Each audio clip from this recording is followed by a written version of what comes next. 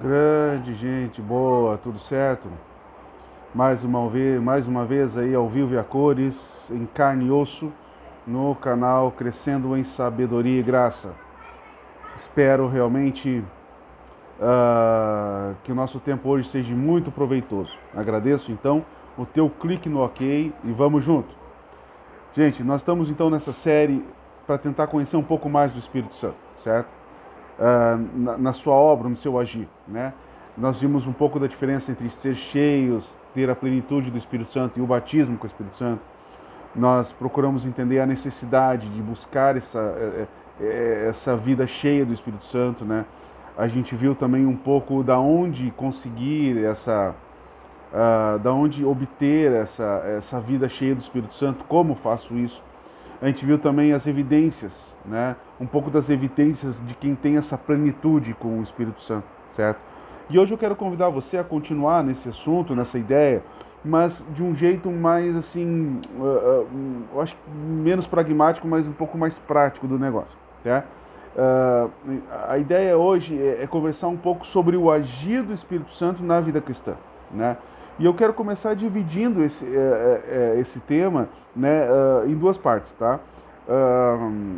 Primeiro a gente precisa ver como é que funciona o agir do Espírito Santo no início da vida cristã e depois no decorrer da vida cristã, certo?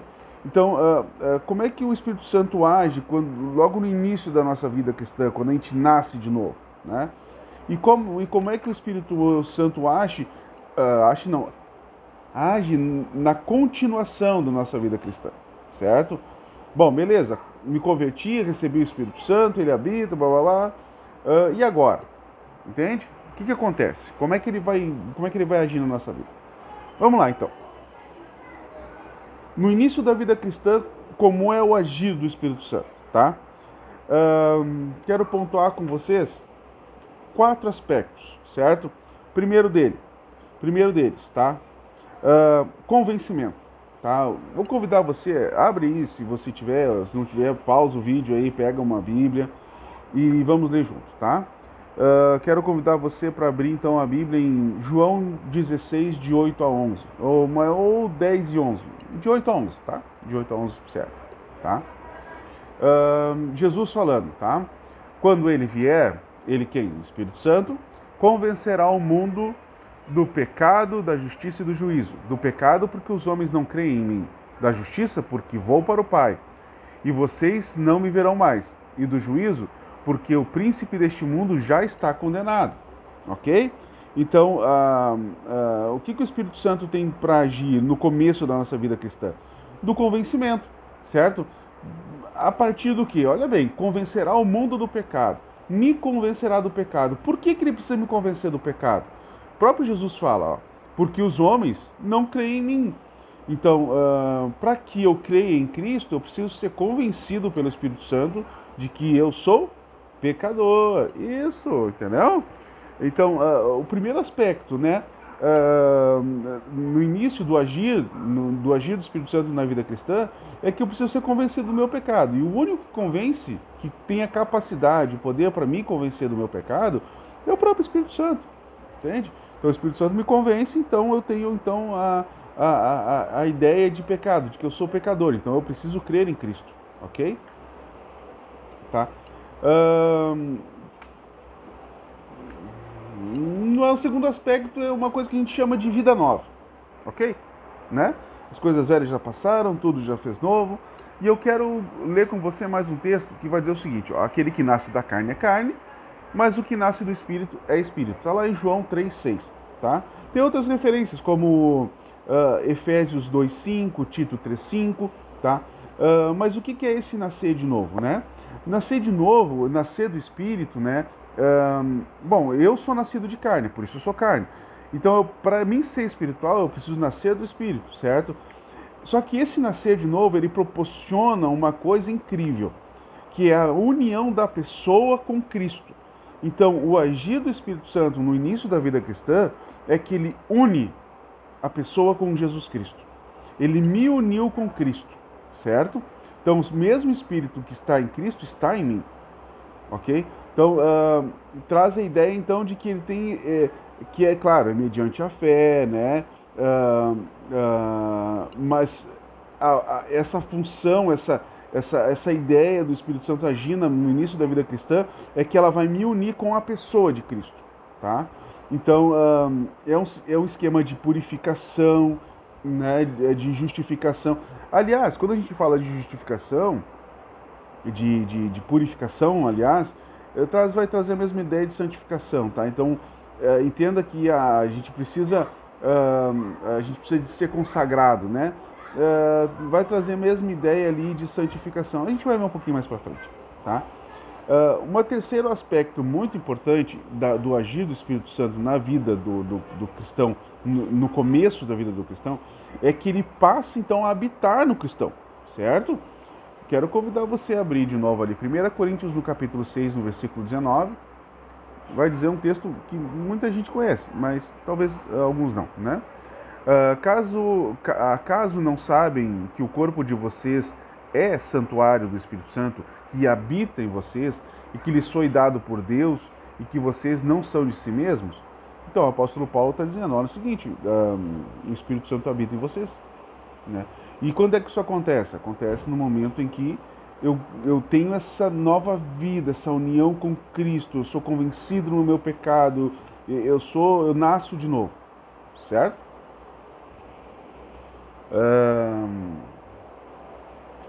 Uma outra questão muito bacana, gente, tá? É que nenhum daqueles que nasceram de novo, em nenhum momento, fica sem o Espírito Santo. Então aquela ideia que eu preciso chegar na presença de Deus é muito estranho, porque em nenhum momento, tá? Aquele que nasceu de novo fica sem o Espírito Santo, porque ele habita dentro. E o Espírito Santo é Deus, entende? Então a gente às vezes pensa, eu preciso, o que eu faço para chegar na presença de Deus? Cara, se tu precisa chegar na presença de Deus, aonde você estava, né? Aonde ele estava. Porque a ideia é que ele habita em você, entende? Ele habita em mim, né?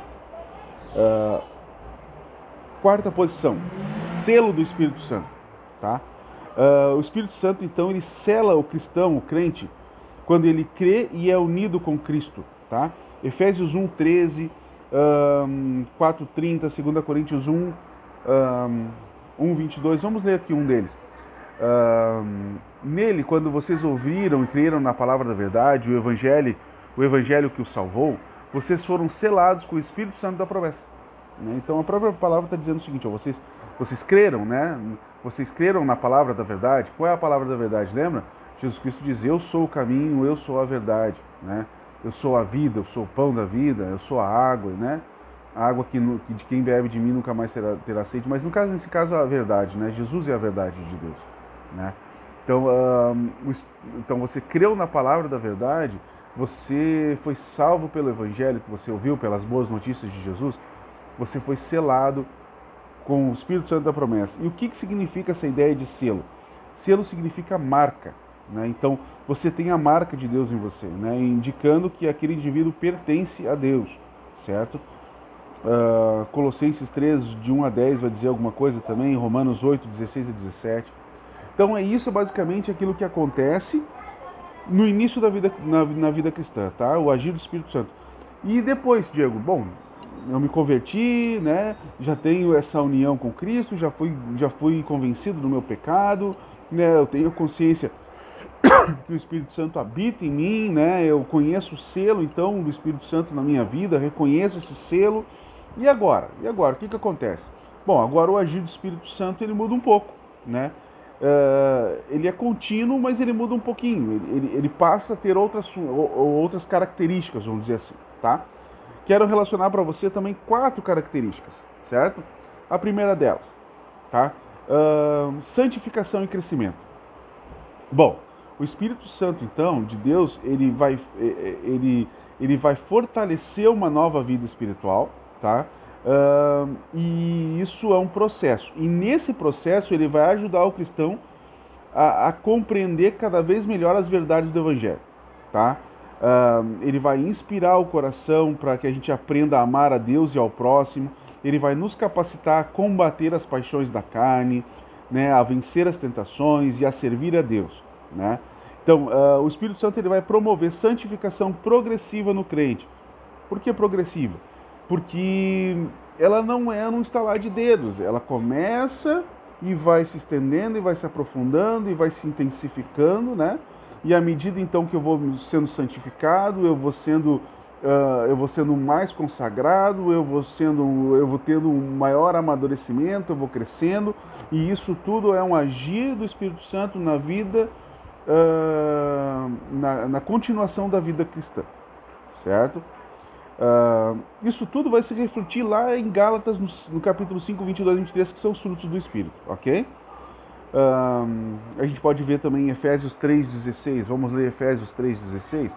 Ora, para que, com as suas gloriosas riquezas, ele os fortaleça no íntimo do seu ser, com poder por meio do Espírito Santo, né?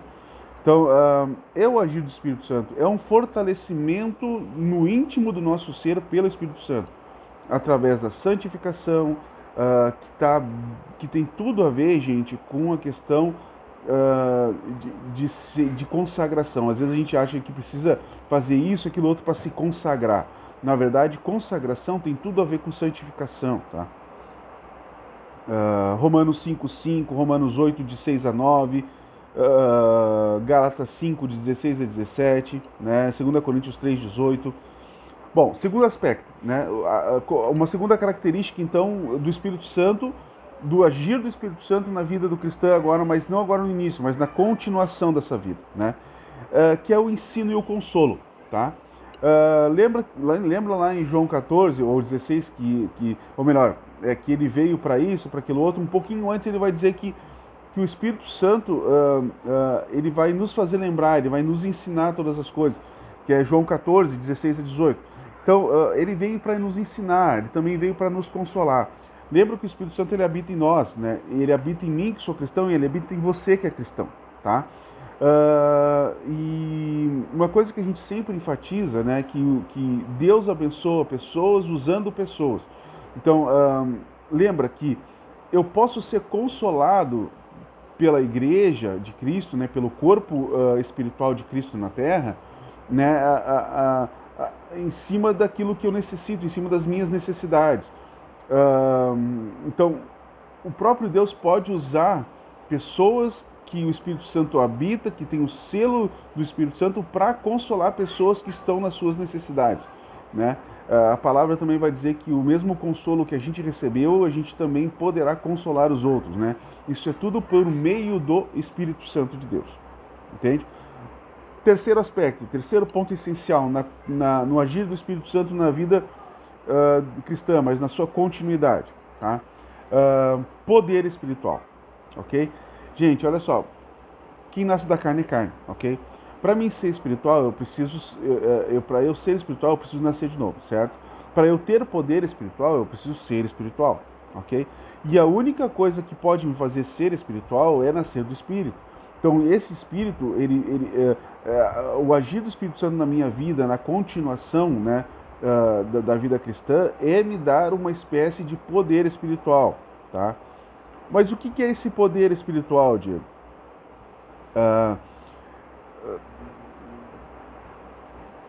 É sabedoria espiritual, é coragem para proclamar o Evangelho, talvez em lugares hostis, né? É realizar as obras que são as demandas de Deus, né? A participação da própria igreja, é uma resistência à natureza carnal, à natureza pecaminosa, né? As tentações do maligno, por exemplo. Lembra de Efésios 6 lá que diz da armadura de Deus? Pois é. Entende? Então, o poder espiritual dado pelo Espírito Santo é que torna o crente vitorioso no mundo cheio de pecado. Tá? Então, não ache que a gente está falando de algo, de um filme da Marvel ou de algum desenho animado, não. O poder espiritual, ele é para que a gente proclame o Evangelho, para que a gente tenha coragem, né, sabedoria espiritual, uma resistência a natureza carnal, ao pecado, tá? As intenções do maligno, as tentações do maligno, as investidas de Satanás, tá? Hebreus 2:4. Hebreus 2:4 vai falar isso. Atos 1:8, Atos 2:22 a 24, Atos 4:18, Gálatas 16 a 25, Gálatas, 5:16 a 25, né? Mas vamos ler Hebreus 2:4. Hebreus 2:4 vai dizer assim, ó: Deus também deu testemunho por meio de sinais, maravilhas, diversos milagres e dons do Espírito Santo distribuídos de acordo com a sua vontade. Né? Então, ó, e o engraçado é que eu estou lendo dons no plural mesmo, tá? Então, existe dons diversos que proporcionam milagres e maravilhas. É uma questão de poder, né? Para realizar as obras mandadas por Deus, tá? E uma das obras expressas que Deus manda fazer é ir por todo mundo pregar o Evangelho, certo? Bom, quarto e último aspecto do agir do Espírito Santo na vida, então, ou na continuação da vida cristã. Comunhão na igreja, tá? É impossível que isso aconteça sem o agir do Espírito Santo na sua vida. Ah, Diego, eu estou complicado ter comunhão na igreja com as outras pessoas. Então reavalie, pare, pense, reavalie, olhe para trás, para ver se o Espírito Santo está agindo na sua vida, tá? Eu não estou dizendo aqui que você perdeu o Espírito Santo, não estou falando isso, tá? Mas o agir do Espírito Santo na sua vida é muito necessário. Lembra que nós estamos falando da plenitude do Espírito Santo, que a gente precisa ter uma participação nossa. Lembra que eu posso até ter o dom do Espírito Santo, mas ele só vai acontecer com eficácia se eu buscar esse enchimento do Espírito Santo diariamente, né? E isso se reflete na comunhão da igreja, tá? O Espírito Santo, então, coloca o crente na igreja de Cristo para viver em comunhão com os irmãos e também com o cabeça da igreja, que é Cristo, né? 1 Coríntios 12, de 13 a 14, né? Assim, os cristãos regenerados formam uma comunidade espiritual. Isso mesmo, tá? Onde o próprio Deus habita, né? 1 Coríntios 3,16, Efésios 2,22, né? Então, esse agir do Espírito Santo no meio da comunhão da igreja, ele vai realizar, ele vai proporcionar, capacitar, né, a realização dos ministérios que competem ao corpo de Cristo fazer, né? Por isso que ele vai designar uns para isso, outros para aquilo, dar dons para isso, dar dons para aquilo, né? Então ele vai ensinar a igreja a dirigir a obra missionária, ele vai fazer que a igreja se fortaleça e se expanda, ok? Isso não é obra de mão de homem, né? Isso é coisa do Espírito Santo, que está no homem, né? Que proporciona várias coisas no ser humano, né? No ser humano regenerado, tá? Naquele que nasceu de novo, certo? Que foi regenerado, né? Então, gerado novamente, tá? E gerado da onde, Diego? Do Espírito Santo. Lembra que para ser espiritual você precisa nascer do Espírito, né? Aquele que é nascido da carne é só carne, né? Ok? Jesus Cristo, ele é o exemplo dessas coisas. Ele é o exemplo do ser humano no Éden, por exemplo, né?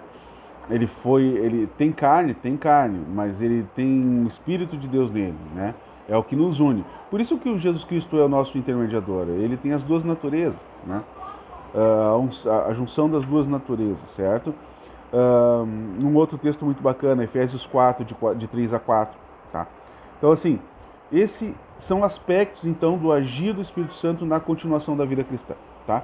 Só para nós relembrarmos, tá? Lá no começo, no início da vida cristã, o Espírito Santo vai agir como? Nos convencendo, tá? Nos proporcionando uma nova vida, uma união com Cristo, né? A gente passa então a ser a habitação do Espírito Santo. E Deus, o Espírito Santo é um selo de Deus, um selo de propriedade, onde a gente é marcado dizendo, esse é de Deus, certo? Ninguém tasca nele, ok? Na continuação da vida cristã, a gente vai ver um processo de santificação e crescimento, que também é um agir do Espírito Santo na vida do cristão. Agora, é um agir progressivo, tá? O Espírito Santo vai agir também com a ideia de ensinar e consolar, né? Ele vai proporcionar para mim e para você poder espiritual. Oba, poder, que poder é esse? Lembra? Poder para proclamar o evangelho, né? Poder para ter uma vida cristã num mundo hostil, né? Realizar as obras demandadas por Deus, né? Resistir à natureza carnal, à natureza pecaminosa, né?